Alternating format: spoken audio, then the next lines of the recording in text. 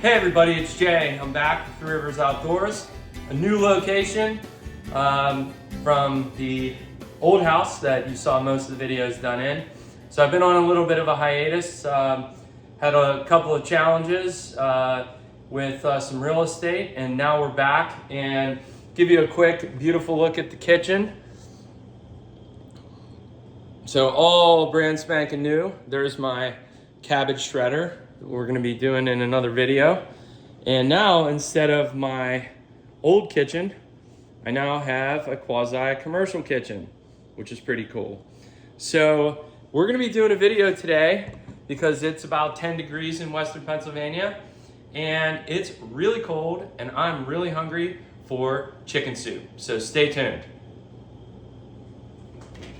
So I like to add 3 celery hearts because I like celery in my chicken soup.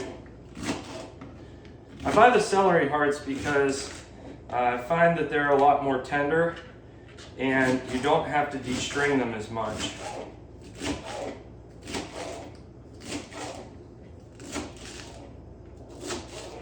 So now I make a lot of soup when I make it, so I'm gonna add, like I said, 3 celery hearts. I'm not gonna show cutting all of them because that's kind of boring. And these are gonna go right into our pot. Next, we're gonna chop up 1 large Italian parsley, and I strip the parsley down so that the stalky parts aren't on here.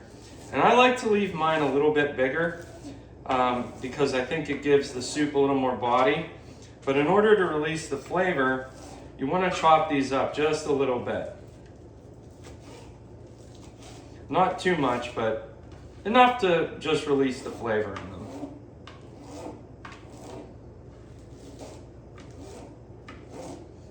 And these are also going right into the pot.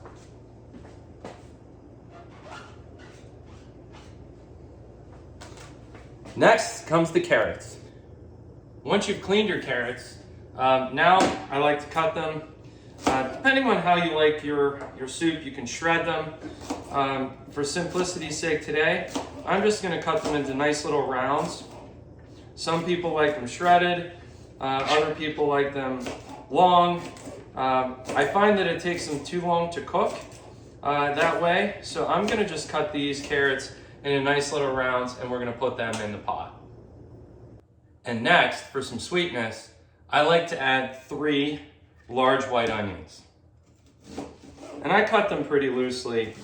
I like them diced kind of chunky.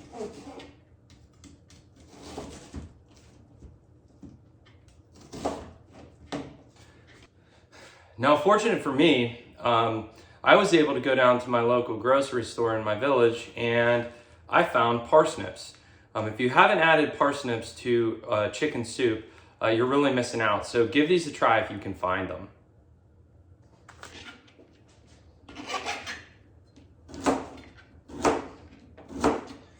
These parsnips were pretty big, so I'm gonna cut them into quarters so that they'll cook just a little bit faster.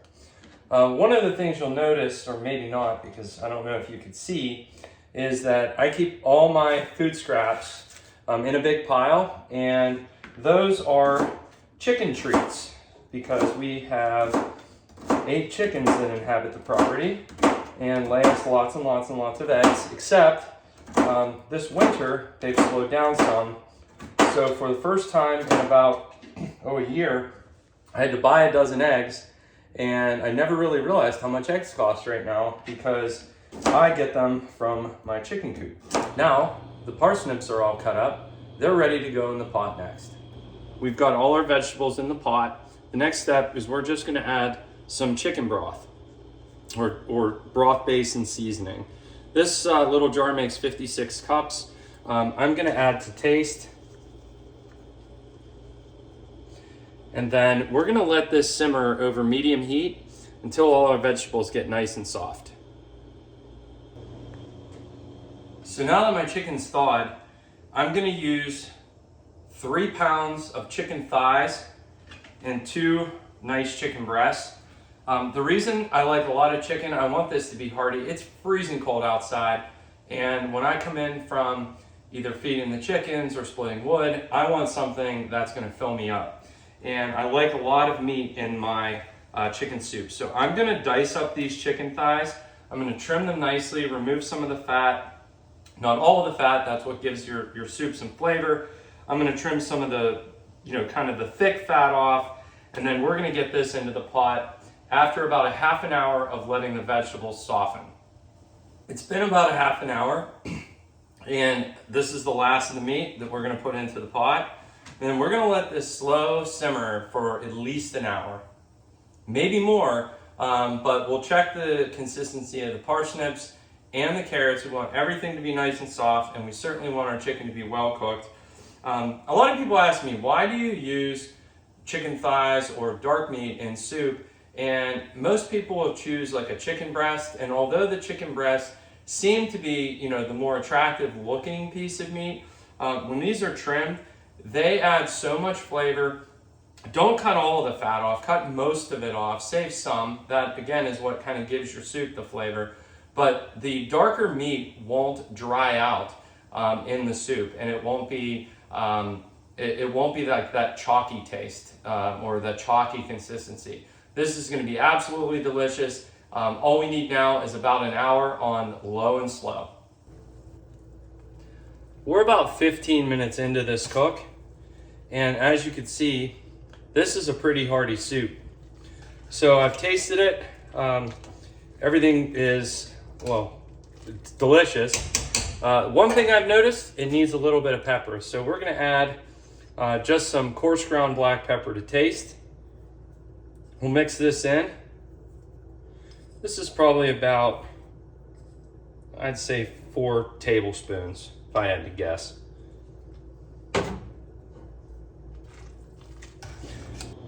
So guys, now for the fun part. It's easy to just throw a bag of noodles in a pot of water and they're ready in 10 minutes.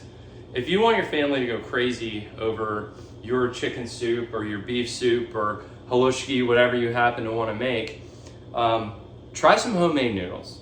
They're not hard to make. It's water, flour, egg, and a little bit of salt. And it's easy to do. It just takes a little bit of time.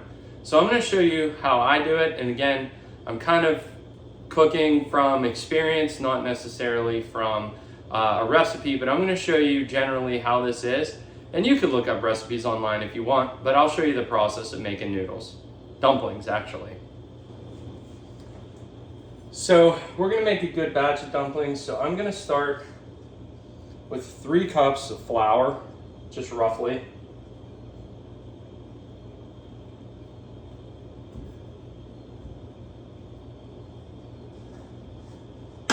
We're going to use 1 egg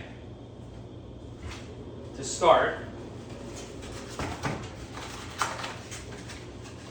And what I like to do is make a little hole in the center.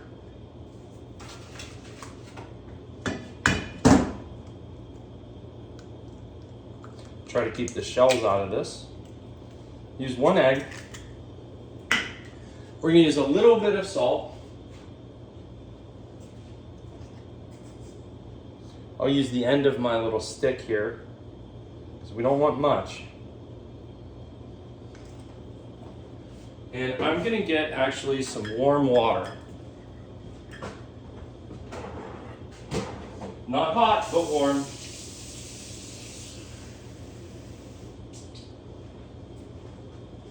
I'm going to just put it in this cup, and we're going to pour a little bit of this water in, about 1/3 of it at first, and then we're going to stir it with this spoon until we get the consistency that we want.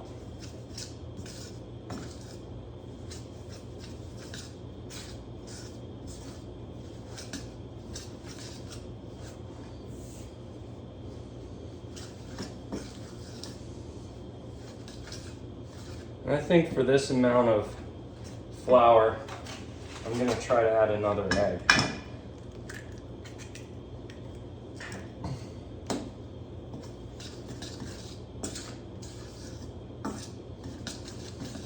So we got about 3 cups of flour. 2 eggs.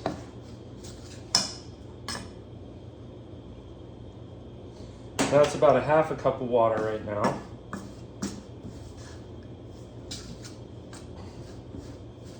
Now, if you have a noodle maker, it's pretty easy to do. I have one, but I'm going to show you the way that you can make these if you don't have a noodle maker. So we're going to add in a little bit more water. We're going to keep stirring until we get the consistency we want. Okay, so this is kind of what the dough looks like now. And as you can see, it's pretty sticky. Like it would stick to your spoon or your fork, whatever you're working with, which can be really frustrating. But the consistency itself is kind of where we want it to be. It's easily malleable, easy to work with, but you can see it's starting to stick a little bit to your fingers. So what I do, and what we're going to show you today without the noodle maker, or without a way to make the dumplings with like a little German Spätzle maker, is we're going to do this on a cutting board.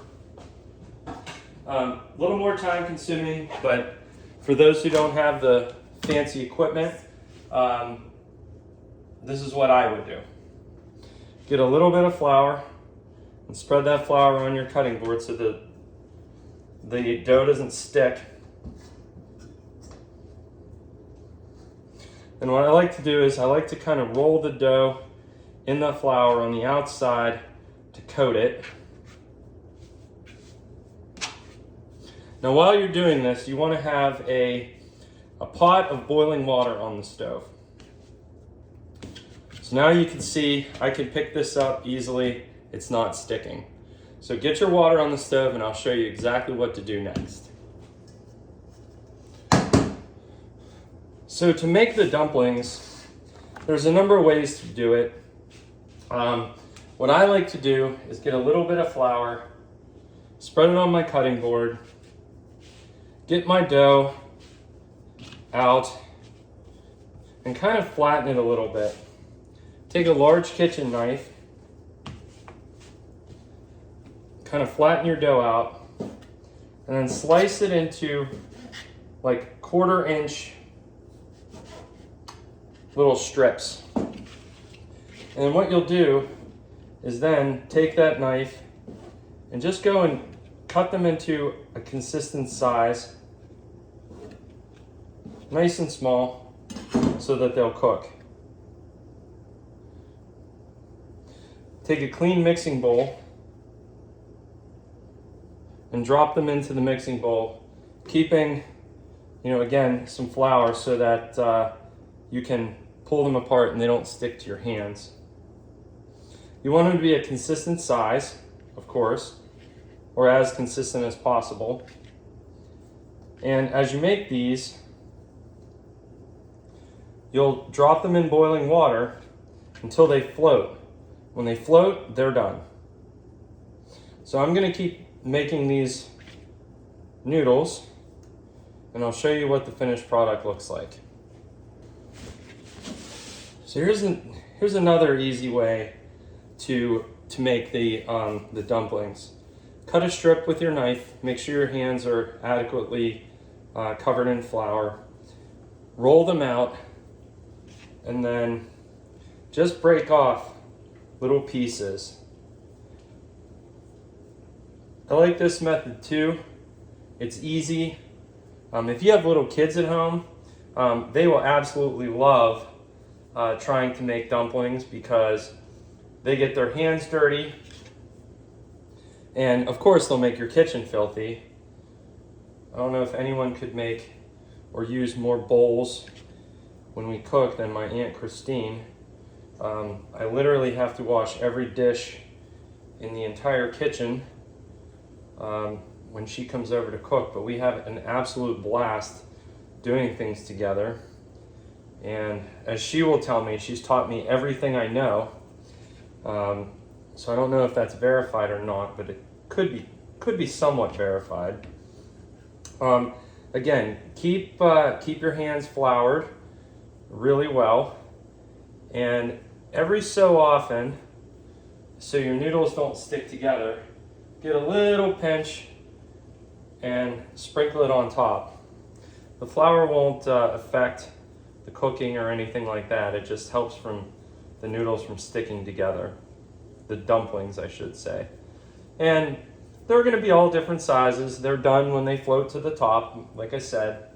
But if you want your family to go absolutely crazy for your chicken soup, make these homemade noodles.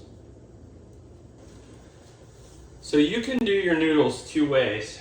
The first is, if you have, obviously here on my left, I have a pot of boiling water, and you could take your dumplings and you can drop them into the water as so,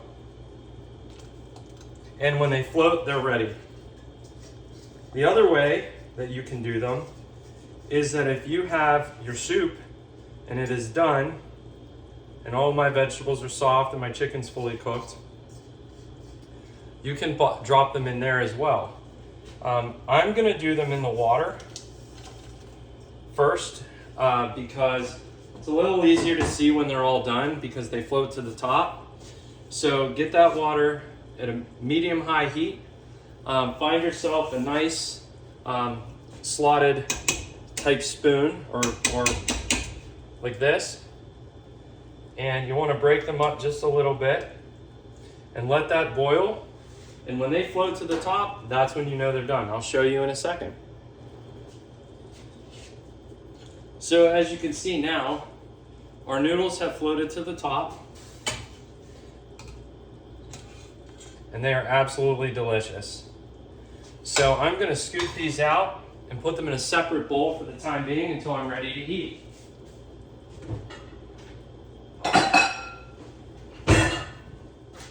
Just a little glass bowl like this. They won't stick together now that they're cooked.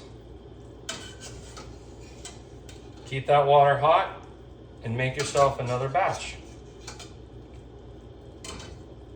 See how easy these are? Just takes time.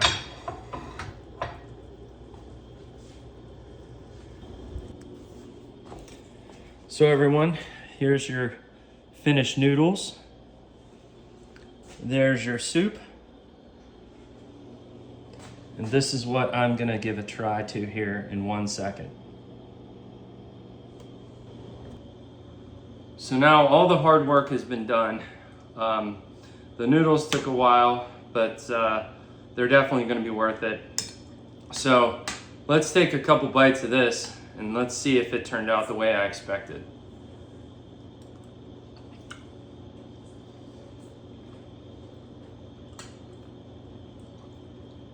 The noodles are perfect. The carrots are perfect. Parsnips perfect.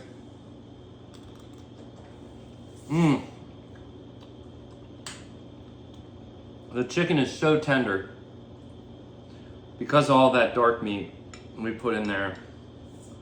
I absolutely love it. Although this took me a little over an hour, I can absolutely say for certain that this was entirely worth the time.